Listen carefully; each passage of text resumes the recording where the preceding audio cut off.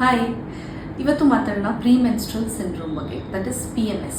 ಎಷ್ಟು ಕೇಳ್ತೀವಿ ಈ ವರ್ಡ್ನ ನಾವು in our day to day life. ಏನಿದು?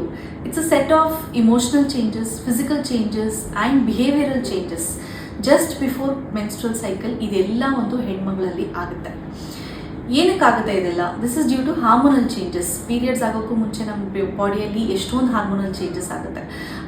ಅದೇ ಕಾರಣದಿಂದಾಗಿ ಕೆಲವೊಂದು hormones like serotonin are released, due to which ಇದೆಲ್ಲ ಚೇಂಜಸ್ ಕಾಣಿಸ್ಕೊಡುತ್ತೆ. ಏನು ಚೇಂಜಸ್ ಇರುತ್ತೆ? There will be mood swings, there is irritability, hyper irritability ಅದು.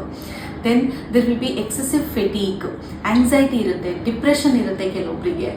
ಆ್ಯಂಡ್ ಇದೆಲ್ಲ ಸಿಂಪ್ಟಮ್ಸ್ ಕಡಿಮೆ ಆಗುತ್ತೆ once the periods starts. Okay, or day 1 or day 2 of periods ಇರುತ್ತೆ ಕೆಲವೊಬ್ಬರಿಗೆ.